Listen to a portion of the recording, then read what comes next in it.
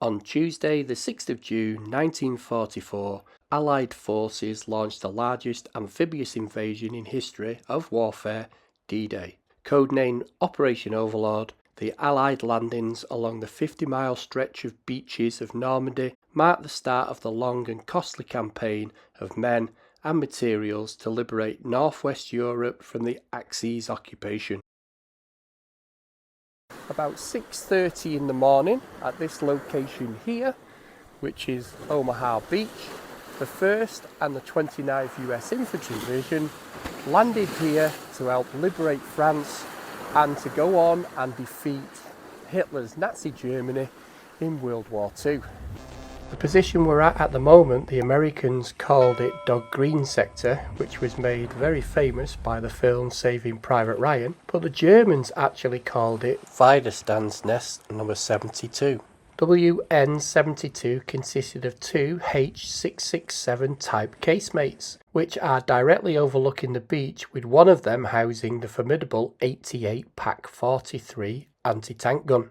Omaha Beach was the longest of the D-Day beaches, at about 6 miles long. It was also the most heavily defended by the Germans. The casualties were also the highest of any of the other beaches. The Americans suffered 2,400 casualties, but 34,000 Allied troops landed by nightfall on the first day of D-Day. The experienced German 352nd Infantry Division was taking part in an anti-invasion training in the area and was able to reinforce the coastal defensive units. Despite these challenges, the Americans were able to gain a small foothold onto the beach, and they were able to take the beach by the end of the day. Now behind me here is one of the German gun emplacements, which, if you see, is literally pointing across the beach. There is also, where you see the grey building over there, there is another gun emplacement as well, which is firing that way down the beach. So you would really think the gun emplacements would fire that way, out to sea, but they didn't need to. There's another big gun battery over there, we'll go and see that soon. So what these were designed to do would be to fire down the beach to kill the oncoming troops who are trying to get off the beach onto the land. So it's kind of strange when you do come here and you see the gun emplacements are pointing down the beach. You automatically expect them to be pointing out that way. But a lot of the German guns were designed to cross the beach so they could get the soldiers coming onto the beach quite easily, which they did on the 6th of June in the early hours of the morning, because the Americans lost about 2,400 soldiers in the first day on this beach. Now, one of the major reasons why the Americans got off the beach was the Germans just run out of ammunition. So by midday on the 6th of June, the Americans were then getting up to the seawall and then coming inland off the beaches. Now let's have a look at this gun emplacement here, which is also now a memorial. Now this gun emplacement still has the gun inside it, which is the original gun from World War II.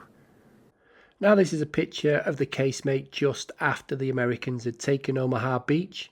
So now if I overlay a picture of today, you can see what it looks like from today to what it looks like on the 6th of June. So this gun emplacement has actually been turned into a memorial for the American National Guard. Let's go and have a closer look. The reason why this bunker was chosen to house the memorial to the National Guard is because this is the actual place where the 29th American National Guard penetrated through the German defences on the 6th of June 1944. The movie Saving Private Ryan was based on actual events that took place right here. Now on this hill behind us is the Widerstandsnest 71 and 73, which had at least 9 machine gun positions, 2 mortar positions and a light field gun. So let's go and have a look where the field gun was positioned up here. So this is the small casemate for this light field gun. which had a fantastic view over the beach at Omaha. Now the reason why this particular spot on Omaha Beach was so heavily defended by these three casemates is the famous Verville Draw, a road through the bluffs leading direct to the town of Verville-sur-Mer and then connecting to the Route Nationale. In other words, an ideal spot for the breakout after the landings. Of course, the Germans realised this too, making the Dog One exit the death trap for anyone trying to take it. Now before we go to the American Cemetery and Utah Beach, sandwiched in between the two beaches is Pointe du Hoc. By late 1942, the Germans had installed an artillery battery at Pointe du Hoc, a cliff overlooking the English Channel, which composed of 6 150mm guns positioned in open concrete gun pits, which were later then turned into casemates. This battery was able to cover the beaches that had been selected for the landings of the American troops, Utah Beach to the west and Omaha Beach to the east. Aware of this massive threat to the D-Day landings, the Allies bombarded the battery many times before the landings. However, in order to ensure its complete destruction, they entrusted the task of scaling the cliffs, seizing the fortifications and disabling the guns to the 2nd US Ranger Battalion, commanded by Lieutenant Colonel James Earl Rudder. On the morning of D-Day, after a perilous ascent with rope ladders and grappling hooks, the US Rangers clashed with the German gunners in a bloody battle. Once victorious, the Rangers were astonished to find the gun bunkers empty. They appeared to have been recently moved by the Germans. After a short search, the Rangers found them hidden in a sunken road nearby, where they then disarmed the guns. This battle was shown in the TV series Band of Brothers and the film The Longest Day. This is quite a well-known photograph taken on Pointe du Hoc after the 2nd Rangers had taken it, and as you can see there's a picture of the American flag, which was a signal to the Omaha Beach guys to say they had taken Pointe du Hoc. Now if I overlay this photograph, this is what the place actually looks like today.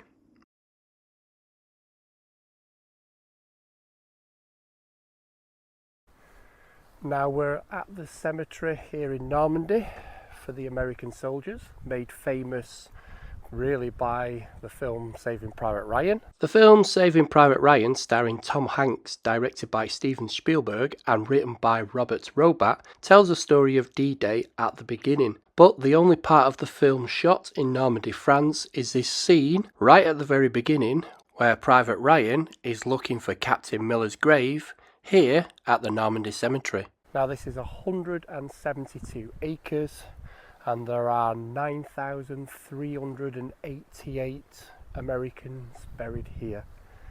It's very humbling really, very peaceful and incredibly beautiful.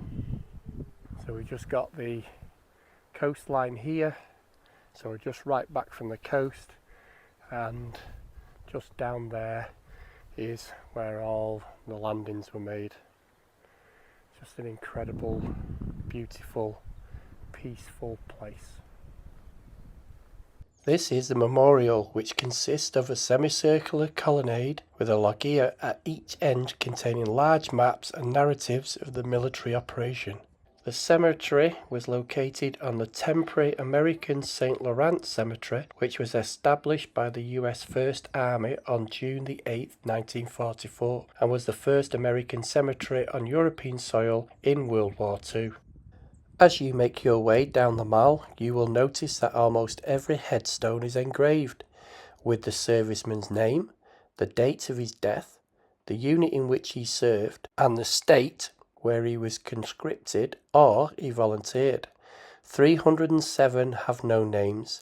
It was a long way for these young guys to get killed for the liberation of Europe. One not so young is Theodore Roosevelt Jr., who was 56 years old and the eldest son of President Theodore Roosevelt, who died on the 12th of July 1944.